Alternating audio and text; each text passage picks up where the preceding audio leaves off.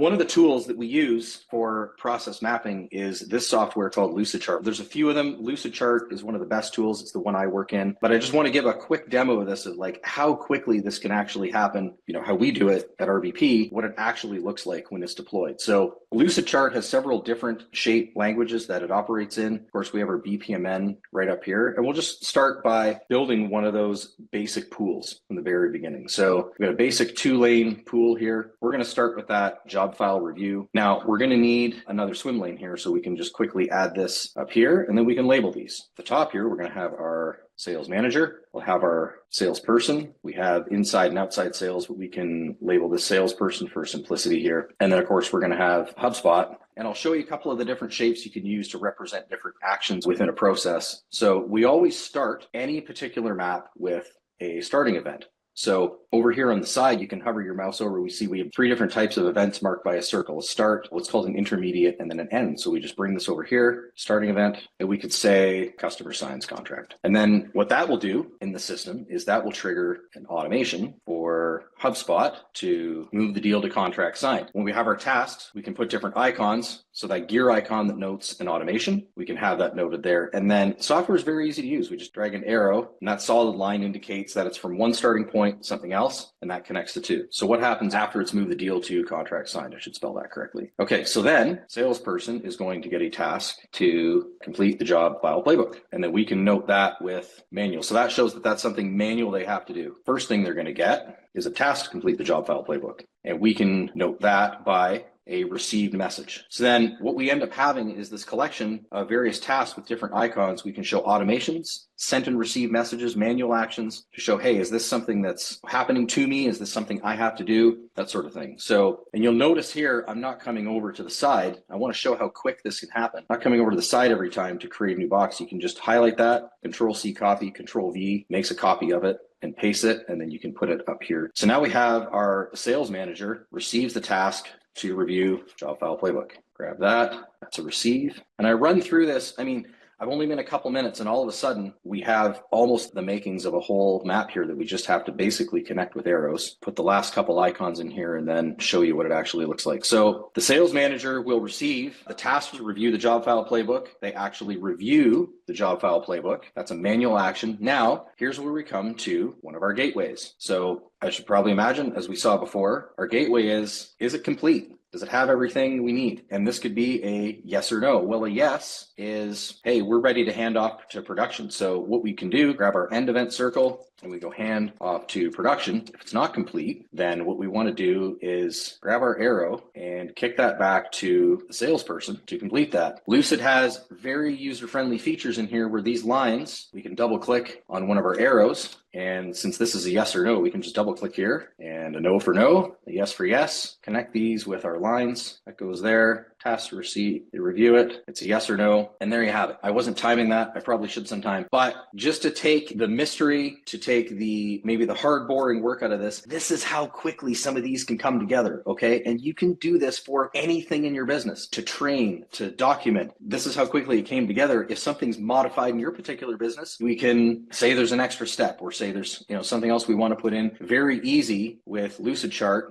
or any software like it. Not married to LucidChart, it's just my favorite. We can drag these swim lanes, we can drag the entire pool, we can make more room if we need more shapes. Like, there really are almost endless ways to present these. And then what happens is we get to here, this is kind of what it looks like for RBP, and our standard inside sales process looks a little different than what I just mapped. Kept that other one simple, but these are the kind of maps that we have internally at RBP to map our builds to make sure that we have everything in the right spot for when we're getting into this. So, you can see this is all built from lead intake to appointment, to customer appointment, to signing, to follow up. This is what we call the 30,000 foot view. You see, we have a system for labeling these. So lead intake is this page down here, and appointment is this page down here. So you can really set these up in such a way where you can have your tabs, one tab showing the master process, and then getting down into the granular, building your sub processes, and go from there, really as granular as you want. I wanted to give that bit of a demo just to show how easy it is, how quick it is once you learn these. We did this in my company when we were preparing for sale, where you can link anything with a URL. So a Google Doc, a spreadsheet, a Loom video, some sort of instruction or screen share video to this, and I'll show you real quick how you do this. So if you had a document SOP, recipe for reviewing the job file playbook. I have this document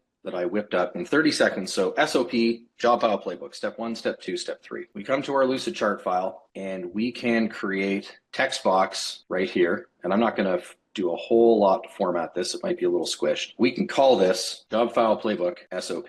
LucidChart has these things here we call hotspots. Now, I have a naming system. You're welcome to do it however you want. We use Google Workspace and Loom at RVP. I use Google Workspace and Loom in my business when I had it. So docs are labeled blue, spreadsheets are labeled green, walkthrough videos are labeled purple. Loom's got a purple icon, so it's real easy to remember. But you can take this and make it translucent, highlight it here. What you have here is a spot to put the URL. So then you can copy a link, paste it over here, apply it, and then drag this translucent, what's called a hotspot, over top of your label. And then we come up here and we connect it. So dotted line goes to job file playbook, and I apologize. I should have made that blue like I just said I was going to, but here it is. So what happens is you can connect these hotspots to your LucidChart and click on them. You hyperlink these and you can click on them and it'll take you to your document. And that's how we do it. So you label these, get your hotspots linked to it. I apologize, it's not working live. You can do this with spreadsheets. You can do this with walkthrough videos. So what I like to do in the ones that we use for education, I will take text, we'll make this really huge. So I like to label these so people can see them from when the file opens up really small, and then take a Loom video walkthrough of the entire map. Just somebody who knows the process walking through what we're looking through. I like our process maps to be able to fit on a computer screen for training, okay? You get these process maps sometimes, they'll drag on and on and on. You've got to scroll back and forth. Best practice is you want to take a process that can fit visually on a standard screen and label it up top,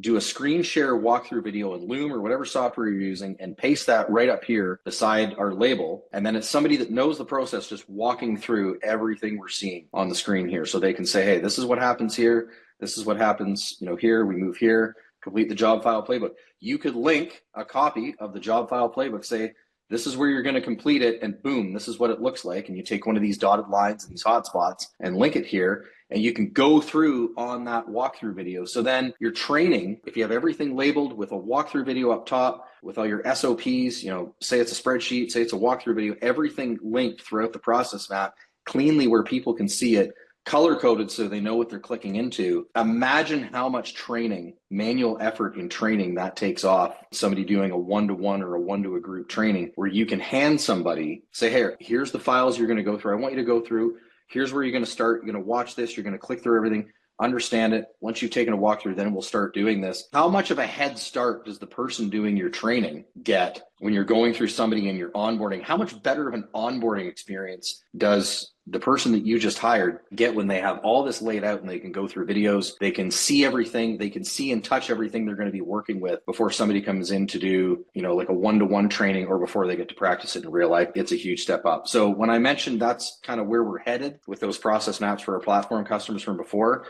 that's where we want to get the internal process maps that I showed you a sample of before, where we're going to get those to. Having the documentation is great. Being able to turn these into training tools for teams is next level. I was talking about this with somebody from our team the other day, is everybody learns differently. Everybody here and everybody on our team learns differently. The person I was talking to the other day, it's like, I don't learn by videos. If I see something, give me the manual, I'll read through the manual and I'll do it that way. So reading. So just going through a list of instructions works for people. Having something visual, having a video to watch. Sometimes it's something at one time, different at the other. The great thing about how we can link together SOPs, videos to the process maps is you get everything there. There's something for everybody. So your team members can learn the way they need to learn because it's all there, it's all available, and it's all connected and color-coded the way. So somebody might learn just from the map. Yep, I got it. Yep, there's the software. I'm good. No, I need to see the video on this. Where does this go? They get to learn the way they want to learn, and it speeds up training and onboarding and accountability that much faster. It is work, but it's easier than you might think to get these things documented. So then you say, well, okay, that's great. We've got the tool. We've got how to draw it. That's awesome. Like, what if I'm not even sure of my processes, what they are? Or maybe, maybe I am, like, maybe I think this, but maybe my team thinks something else. That's actually a good thought.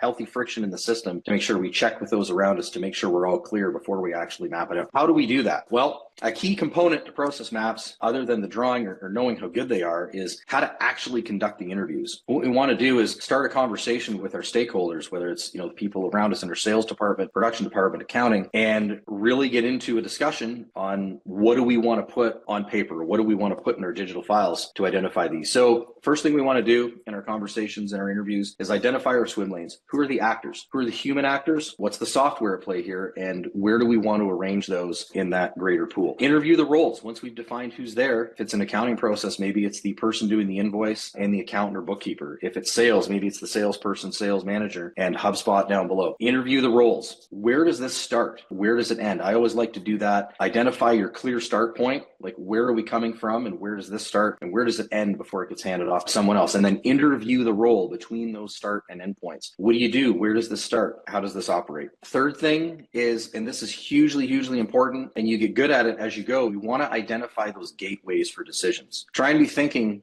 as you're having these conversations or interviewing someone is learn to pick up where something might be a yes or no gateway, or you can have gateways with multiple conditions, 3, 4, 5 sometimes. What are these gateways for decisions and what are our options to go from there, and discuss those all the way through to their logical end, because that'll tell us where we need to add tasks for different actors, where our arrows need to go to be able to express that properly. Fourthly is, again, identifying the tasks. Make sure we identify who's doing what and when. Is it manual? Is it a message? Is it an automation? What's happening. So that number 5, I kind of bled into that. Determine the manual and automated tasks. What's automated for the software? What's somebody doing manually? Are they sending something? Are they receiving something? When does it need to be touched? By whom?